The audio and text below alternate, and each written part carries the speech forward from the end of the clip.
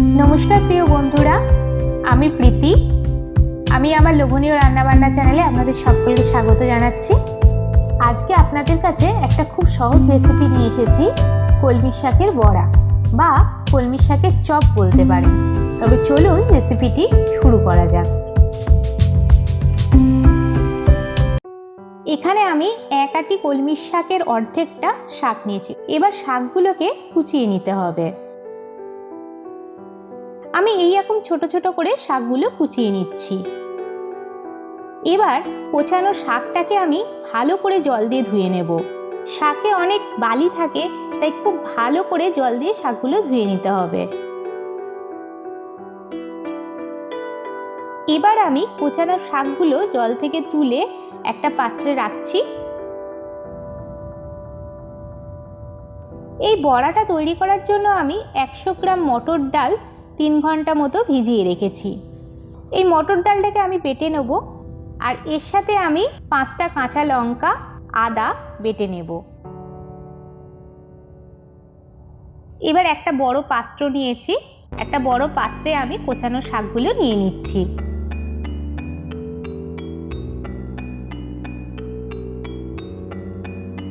আমার ডাল আদা কাঁচা লঙ্কা বাটা হয়ে গেছে।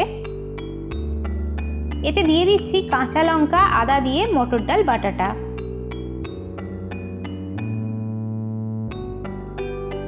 এর মধ্যে আমি 3 টেবিল স্পুন চালের গুঁড়ি দিচ্ছি।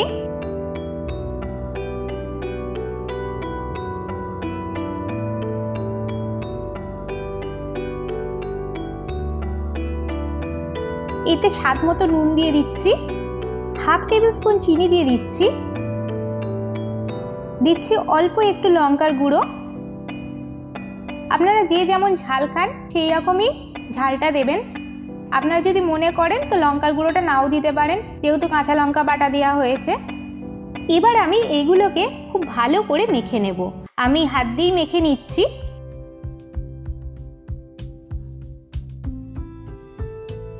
মাখা হয়ে গেছে।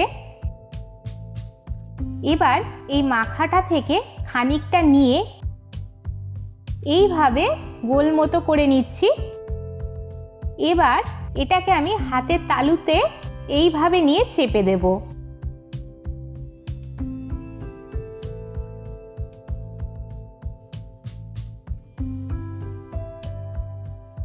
আমি আরেকবার করে দেখাচ্ছি। এই মাখাটা থেকে খানিকটা নিয়ে এইভাবে গোল মতো করে হাতের তালুতে একটু চেপে দেব।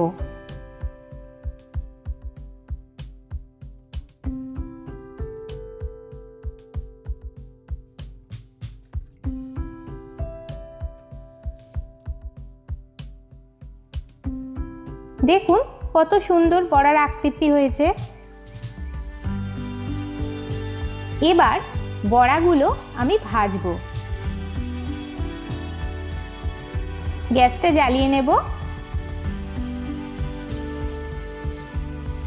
এবার আমি গ্যাসে একটা ফ্রাইং প্যান চাপিয়ে দেব। ফ্রাইং প্যানে বড়াগুলো ভাজার জন্য দিয়ে দিচ্ছি সাদা তেল। তেলটা একটু বেশি করেই দিতে হবে, যেহেতু বড়াগুলো ভাজবো।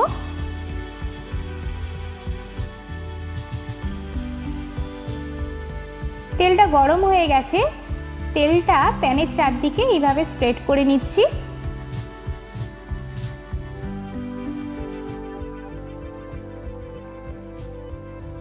এবার একটা করে বড়া তেলে ছেড়ে দেব।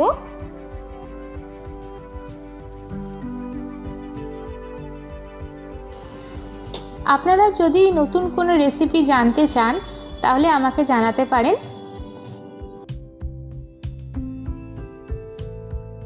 বড়াগুলোর একটা পিঠ ভাজা হয়ে গেছে। আমি বড়াগুলোকে উল্টে দিচ্ছি। বড়াগুলো ফ্রাই করার সময় গ্যাসের আঁচটা কমিয়ে দিতে হবে।